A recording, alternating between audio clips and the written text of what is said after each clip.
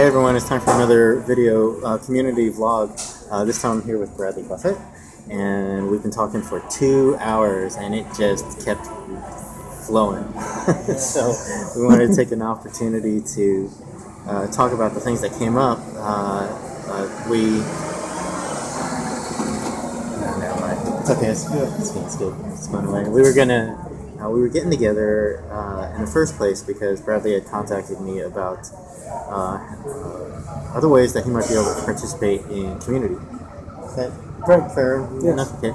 And we've known each other for a couple of months now, especially after the winter solstice celebration. But Bradley shared some transition that he's going through, so we got to know about how similar we could relate to one another from the professional level and the career level. And I don't know, do you even want to talk about what you're open to doing professionally right now? I can mention that, sure. I'm getting back into software engineering. I've been really successful in that in the past and enjoyed the creative opportunities there, and now I'm looking back into software engineering for websites or desktop in a Microsoft kind of platform right now in particular. His work helped him buy his house, so yeah, I mean, that's pretty damn successful. Totally. Yeah, that's cool. That's been good. Amongst other things. So there's that going on, and then we talked about. I shared my take on open source community and the virtues of that, about the software itself and how what that offers, and then also the nature of the community itself, how as vibrant and cohesive of a community as it is, it's different in the essence of what brings the community together, as opposed to the conscious community. I would share that it's actually somewhat, it sounded to me, what I received was it's something a little comparable to conscious community in that it is people supporting each other, that are working parallel paths and that have a conscious interest in supporting each other and supporting the community toward our respective goals. Yeah, and I really felt that there was commitment to that, and there was a lot of emotion, and that one of the benefit of that is feeling like a greater team and a global team. Global team, absolutely. And I mean, it's world class. The thing started in Denmark, and or God, bad Drupalista. But yeah, the community is across the globe. Hundreds of governments, hundreds of universities, thousands of universities. Anyway, so that's that. What else did we talk about?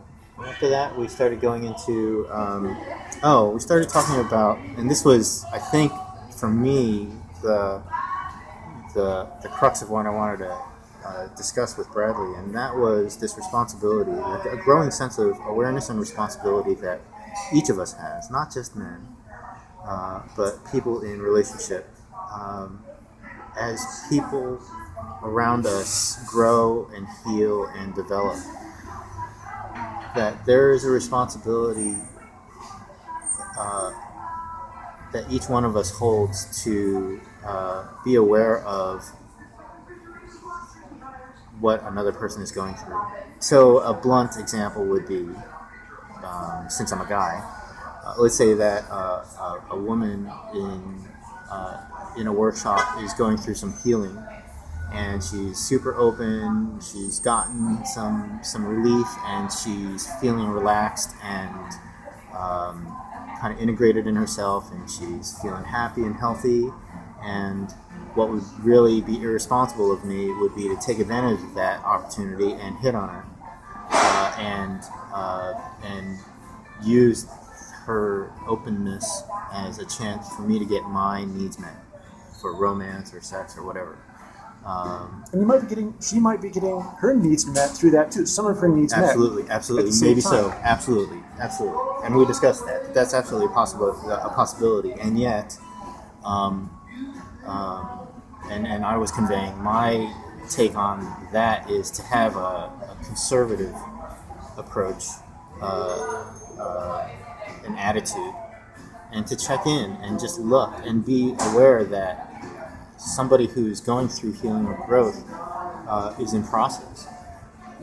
Why not wait for 24 hours before I hit on her, or wait for a week, or do it in a respectful, mindful way that asks, "Hey, would you be open to discussing this?" As opposed to, "Yeah, you're super open right now, and I'm turned on. Let's hit the sack." That'd be. And you move from there into talking about a bit of a checklist. Yeah. About here are the things that are my vulnerabilities, my needs. What was it that you were saying? These things that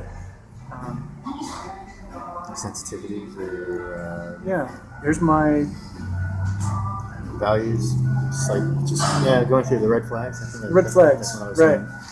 Saying. And it's not like these are just tools, and it's not like a guideline, and it's not like this absolute protocol. It's like, oh my God, they didn't follow the checklist, so they're headed for some disaster. But we're just talking about the issue at hand is we're trying to raise our awareness of treating each other with respect and compassion, the appropriate amounts of respect and compassion, especially when people are healing. And even also when people maybe haven't begun to heal. We spoke a bit about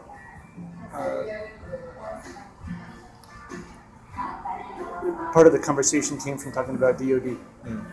And there are people there that out there, each of us have it to a different degree, who are carrying around woundedness and fear, and a lot of our intention is around getting our own needs met.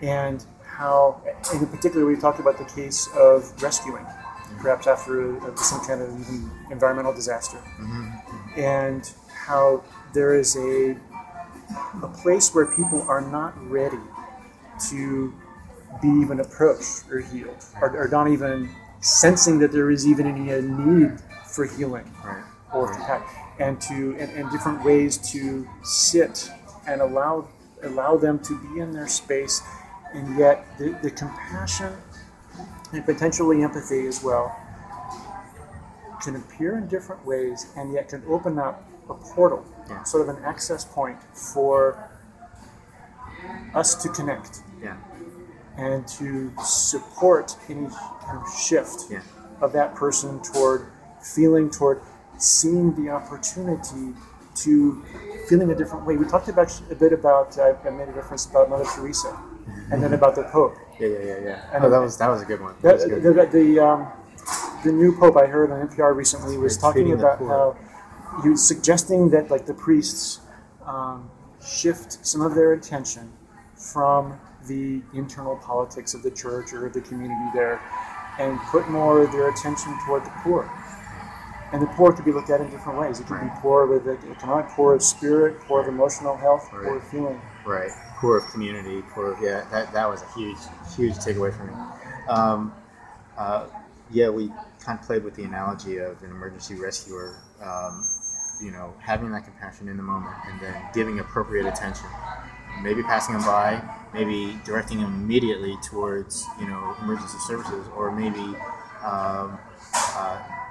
directing them so that they can take care of themselves. By the way, Bradley is certified? Yeah, Community Emergency Response Team, San Diego. Yeah, so he's got that going for him, which is nice. We've got that going for us.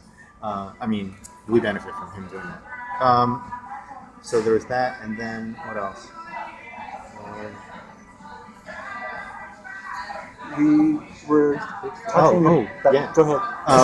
I invited him to help hold space at the next Honoring the Feminine, which that brought us into talking about leadership, what that looks like, the different ways that can appear, depending on the context or the community, and that it's more than just holding space,